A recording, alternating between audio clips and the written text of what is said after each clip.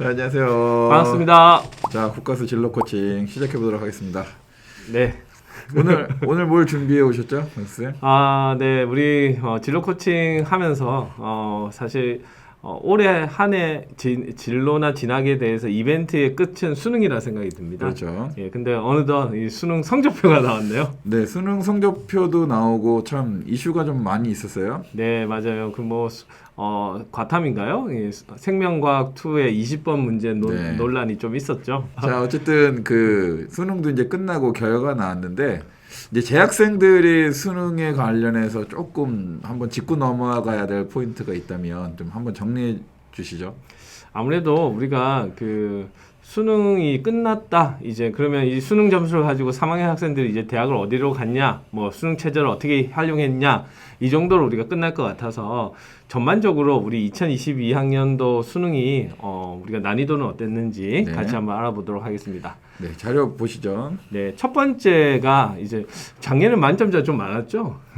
몇 명인지 모르는데 한 명은 네. 아니었던 걸로 기억하는데. 네, 근데 이제 올해는 만점자가 1명. 그것도 대단한 학생인 것 같아요. 재수생으로 이제 재수생. 파악이 됐고요. 네. 그리고 두 번째 이제 항목이 바로 올해 수능을 두고 불수능이라는 얘기를 많이 합니다. 네, 엄청 어려웠다고 다들 그랬어요. 네네. 그래서 그게 이제 단적으로 보이는 게 먼저 수학의 표준 점수가 상승을 했습니다. 이 표준 점수라고 하는 것은 그 상대 평가를 위해서 만들어진 점수입니다. 그래서 평균하고 편차에 따라서 이 점수가 이제 왔다 갔다 하게 되는데 네. 일반적으로 평균 점수가 상승했다고 하는 것은 평균 점수가 낮아졌다.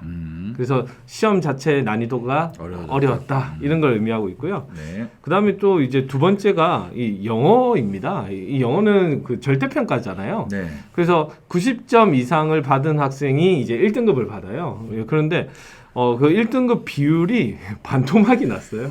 그 영어를 나름 공부했다고 하는 학생 중에서 등급이 떨어진 학생이 굉장히 많겠어요, 올해. 네, 맞습니다. 그래서 전반적으로 우리 올해는 난이도가 상승해서 불수능이다. 그러면 이제 사실 수시를 쓰는 학생들 입장에서는 최저학력 기준이 미달하는 학생들이 많이 좀 나올 것 같다. 네. 이런 생각이 듭니다. 자, 그 다음에 세 번째는 그 응시생을 이제 확인을 해봤는데, 우리가 그 수능을 접수한 학생은 한 50만 명 되고요. 실제로 응시한 학생은 여기 보시면 42만 명 정도 됩니다. 근데 이 42만 명 중에 재학생이 29만 5천, 졸업생이 11만 5천 명 정도 돼요. 졸업생이 엄청 많네요. 그러니까 우리가 그냥 졸업생이 있다, 없다 정도를 생각했는데 그게 아니죠. 이 전체 비율의 약 30% 정도가 졸업생이나 검정 응시생을 우리가 차지를 하고 있다. 그래서 사실 오늘 얘기하고자 하는 핵심 내용이 이제 5번일 수 있습니다. 그럼 우리가 이 수능을 이미 이제 이건 올해는 치렀고 우리는 네네. 어떻게 준비해 됐느냐가 좀 목적이잖아요. 맞아요. 그래서 재학생과 이제 졸업생의 표준 점수를 비교한 우리 그래프인데 네. 여기 이제 보시면 이 파란색 그래프가 이 재학생을 나타내고 네. 그다음 빨간색이 이제 졸업생, 뭐 재수생 이렇게 얘기를 할 수 있을 것 같아요. 근데 이제 표준 점수만 봐도 이 차이가 많이 나네요. 한 13점인가요? 이 정도면 되요 상당히 큰 점수 차가 난다는 게 우리가 눈으로 확인을 할 수 있습니다. 이 수학, 과학하고 수학나는 올해는 이제 우리가 선택 과목이 확률과 통계랑 미적이랑 기하를 선택을 하게 되는데 미적 기하를 선택한 게 수학과, 그다음에 확률과 통계를 예전처럼 수학나로 이제 평균을 내서 이렇게 비교를 했는데 재수생들의 그 상위권 포석이 상당하다 하는 걸 꼭 얘기를 해주고 싶었습니다. 재수생들은 공부를 그래도 어느 정도 하면서도 재수를 하는 사람들이 굉장히 많으니까 또. 맞아요. 아무래도 이제 대학을 간 다음에 이 학과나 이런 것들이 조금 자기 마음에 들지 않으면 거기서 이제 준비를 해서 많이 신청을 하게 되는데 여기서 제가 드리고 싶은 말씀은 지금 우리도 이 2차 지필평가를 보고 있는데 네. 학생들 중에 학교 지필평가를 보다 보면 이런 생각이 좀 들어요. 쌤 시험 망쳤어요. 네, 맞아요. 그러면 시험을 망치다 보니까 이 점수 내신 성적을 가지고 내가 수시로 지원한다고 하면 원하는 대학이나 학과가 조금 안 될 경우가 있거든요. 그렇죠. 그러면 사실 그 안에서 나의 학습법이나 공부법에 대한 고민이 좀 더 필요하다 생각하는데 그 좀 안 좋은 케이스가 보통 어떤 식으로 많이 선택을 하냐? 학교 공부는 이제 그만 뭘 선택하죠? 수능 정시로 내가 올인을 하겠다. 네. 이렇게 판단하는 학생들이 있습니다. 그걸 우리가 사실 잘못된 선택이라고 지금 얘기를 드리고 싶은 거예요. 지금 한 광수쌤이 국과수를 통해서 한 5번은 얘기한 것 같아요. 맞습니다. 그래서 왜 그게 이제 잘못된 선택이냐 하면 이 수능이라고 하는 과목이 사실 제가 이거 유튜브에 대고 이렇게 얘기를 해도 되는지 모르는데 공정한 게임이 아닙니다. 사실 기울어진 운동장이라는 표현도 쓰고 있거든요. 그렇기 때문에 단시간 내에 우리가 성적을 올리기도 어렵고 그 다음에 또 하는 문제가 뭐냐 하면 학생들이 보통 이 수능하고 학교 내신 공부를 갈림길로 생각을 해요. 별도의 길이라 생각을 한다는 거죠. 그렇죠. 내가 어떤 목적지로 가려고 하면 1번 코스 아니면 2번 코스 그 선택의 문제로 보는데 그건 절대 아니란 얘기입니다. 그래서 수능을 우리가 바라봤을 때 어떻게 바라봐야 되냐. 당연히 수능 공부도 학교 내신 공부가 기본이 돼서 이루어지는 거다. 학교 수업 시간이 제일 그래서 중요하게 되는 거고요. 저 같은 경우도 마찬가지고 오늘 보니까 생명과학 실험도 네. 그 지필평가 내용들이 대부분 수능을 베이스로 하죠. 그럼요. 네, 그러니까 수능을 베이스로 하고 수업을 하고 평가를 하기 때문에 그게 절대 정시 내가 수능만 하고 학교 공부는 안 해도 된다 그런 생각은 절대 하면 안 됩니다. 그래서 우선은 이 수능이라는 우리가 점수가 나왔을 때 또는 모의고사라는 점수가 나왔을 때 어떤 식으로 이제 활용을 하냐. 우리 학생들이 3학년 가게 되면요. 이제 수시 원서를 쓸 거 아니에요. 네. 그러면 수시 원서를 쓸 때 자기 내신 성적하고 그다음에 정시 모의고사 성적을 갖다 비교를 하는 거예요. 그래서 내 내신 성적으로 갈 수 있는 대학과 모의고사로 갈 수 있는 대학을 우리가 레벨을 가지고 보고 만약에 모의고사로 갈 수 있는 대학이 좀 더 높은 대학이다. 그러면 수시에서 우리가 어떻게 쓸 수 있을까요? 수시에서는 좀 높게. 그렇죠. 상향해서 내가 원래 수시로 갈 수 있는 성적보다 좀 상향해서 대학에 지원하는 게 전략이 되는 거겠죠. 그렇죠. 근데 이제 만약에 반대의 경우에는 또 반대적으로 우리가 그러면 여기 수시에서 좀 어떻게 우리가 끝을 봐야 되겠다. 그러면 거기에 좀 더 중점을 둬야 되겠다. 이런 생각들이 이루어지게 되는 거거든요. 그래서 절대 별개의 것이 아니다. 그래서 학교 공부가 먼저 우선이 돼서 수시를 우리가 바라봐야 된다. 하는 걸 말씀드리고 싶었습니다. 그 2학년 학생들 옆에서 이제 지도하면서 보고 있으면 그 모의고사 성적이 이제 어느 정도 나온다고 선생님 전 수능도 괜찮을 것 같아요라고 생각하는 학생들이 있어요.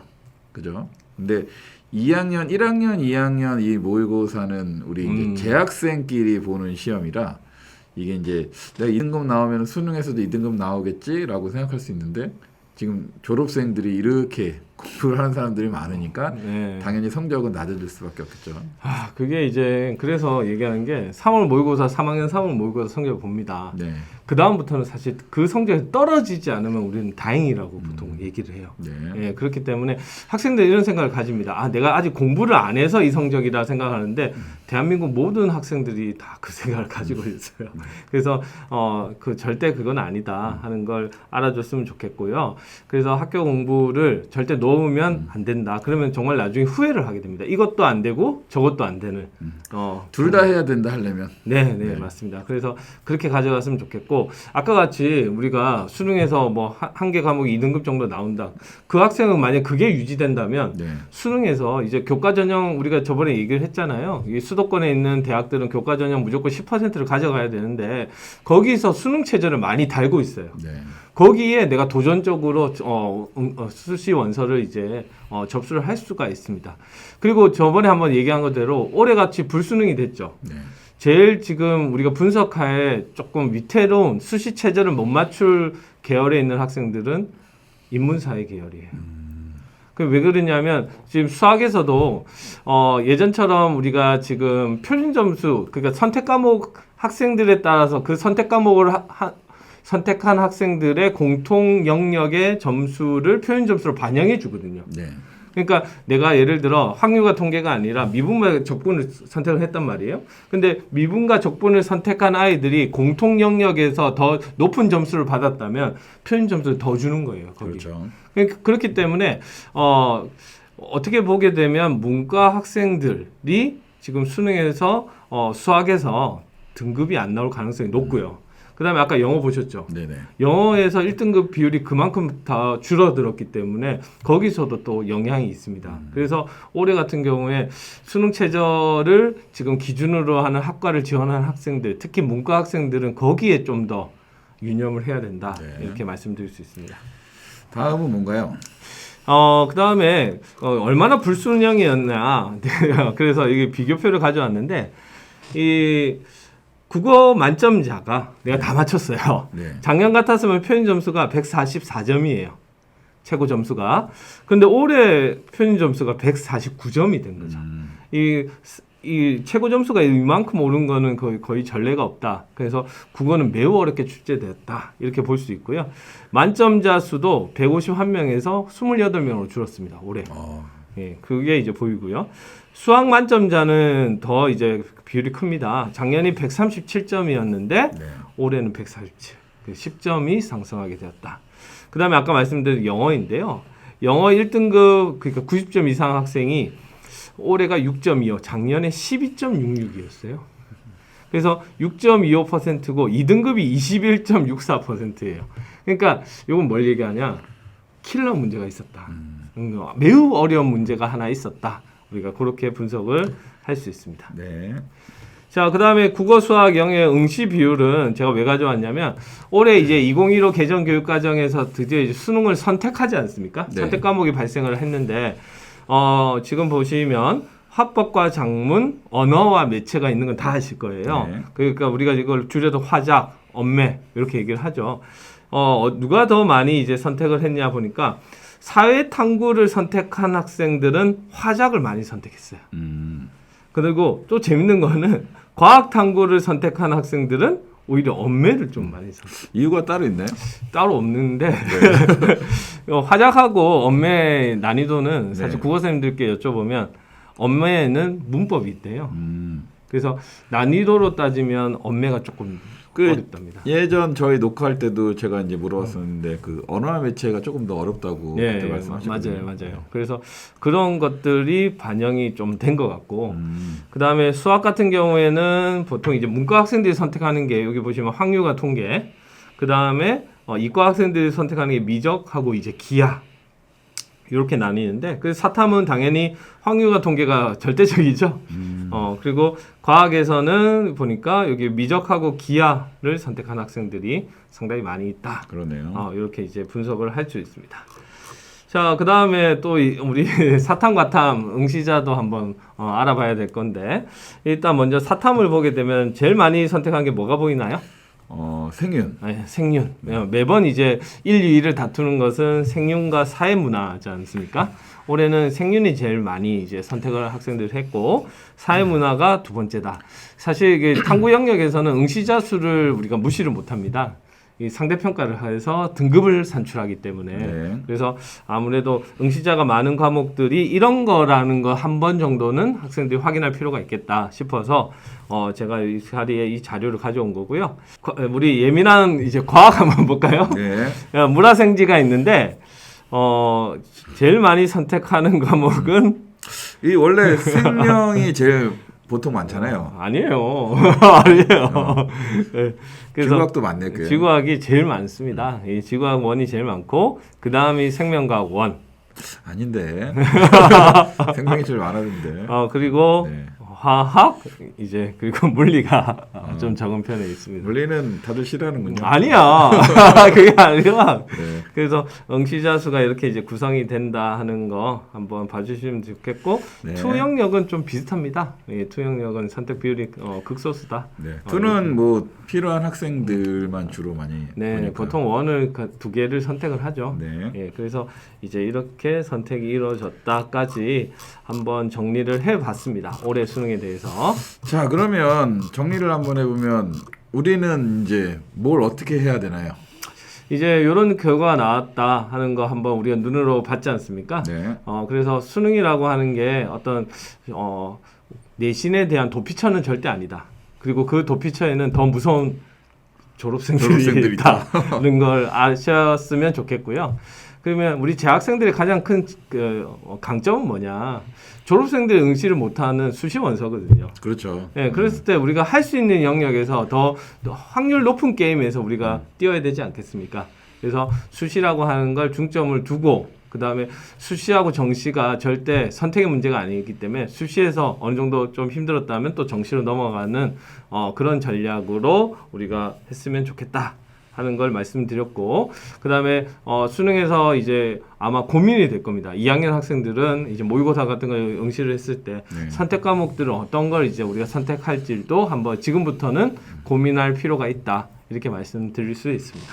3학년 때는 이제 올라가기 전에 좀 마음을 다 정리하고 올라가는 게 네, 좋겠죠. 그래야 이제 네. 우리가 선택을 했으면 또 집중을 할 수 있을 거잖아요. 네. 이제 집중의 시간이 다가오고 있다 이렇게 말씀드릴 수 있겠네요. 자, 오늘은 여기에서 마무리하겠습니다. 자, 연말이라 좀 마음이 싱숭생숭하죠. 크리스마스도 있고. 화이팅 합시다. 네, 안녕. 안녕.